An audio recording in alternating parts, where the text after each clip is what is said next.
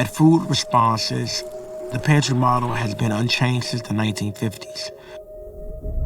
Everywhere in places that looked like mine, it was inefficient. It didn't champion quality or the end user experience, and it just bothered me. I'm Deion Dawson, founder and chief dreamer of Deion's Chicago Dream. We're a nonprofit social enterprise that focuses on providing access to healthy food consistently, making sure that your zip code does not determine how long you live. We deliver a 10-pound box of fresh fruits and vegetables to more than 4,300 households in the Chicagoland region per week. It could be everything from a pineapple to different types of apples, citruses, Swiss chard, spinach, pomegranates. Since 2020, we've provided a little over 3.5 million pounds of fresh produce that we've purchased, packed, and delivered. And we've never charged any of our recipients to date. Our produce and our quality is top notch. We've never taken a single piece of donated produce. We purchase everything. It may cost us a little more, but that's fine. You don't want to dictate what people think they deserve. If we're thinking about people living longer, healthier lives, you want to give them the best opportunity to be healthy. You can't do that with expiring food. One of the things that we wanted to do a little different is make sure that we're talking to people.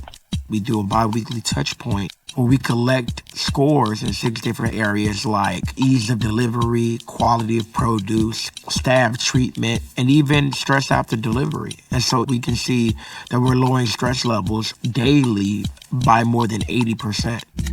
It's quite simple. Just serving people and delivering quality food, produce. When this all started, I was working overnights at Amazon. I knew absolutely nothing. I didn't know any statistics. I had never done nonprofit management or grant writing, none of it. That blind ignorance will get you way further when you just don't know what you're up against. On Juneteenth in 2020, a Gen Zer came up to me that I had grown up with and said, "Hey, what are you doing for Juneteenth?" And I had no idea. You know, I tried to kind of play along, but he said, "No, what are you doing?" And I just said, "I'm going to feed 100 families." I didn't think about it. I don't know where it came from. And from there, it was 2 GoFundMe campaigns later and buying 800 pounds of food and bagging chicken leg quarters at 4 in the morning. What started as someone challenging me to do something for the community for Juneteenth turned into a day and an event that made me feel like I had never felt before. And wanting to chase that feeling of not having to convince myself that I wasn't the problem, or not having to convince myself that something was good, but just feeling good.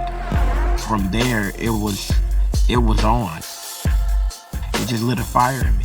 We're up to 48 employees, about 15 vehicles. We're opening up a 20,000 square foot location later this year. We've grown in an environment where growth has been difficult. The average Black-led nonprofit never makes it to $1 million in revenue. We did it in 18 months. As a company, we've never been in the red. It's a social enterprise, nonprofit, that is still a business. Early on, it was really about individual donors and grants. And then over the years, we've tried to continue to figure out how to diversify the revenue so that we can be sustainable. We've never missed a payroll. We've never lost an employee. We've never had a volunteer. I just think that if someone does a job, they should get paid for it. It's a commitment back to people. Without a wealth building vehicle attached to whatever social impact work you're doing, then you're just perpetuating the circumstances that you're trying to fight. You can still do good business and do good by people. And you don't have to build like everyone else. There were so many people early on that tried to guide us into taking donated food, into using volunteer hours and trading board seats for money. And because of us rebuffing a lot of those things, here we are almost 5 years later, and this work has really not only defined a lot of people's lives, but it's allowed me to wake up and go to sleep knowing and never questioning I have no goals. I just believe that anything is possible. Part of just being a dreamer is understanding that I decide what I focus on. We've gotten the opportunity to write our own story. It's really about joy, happiness, being okay, knowing that you gave everything you had. All of these are things that are important and we don't champion them enough. It's always about reminding each other what difficult is.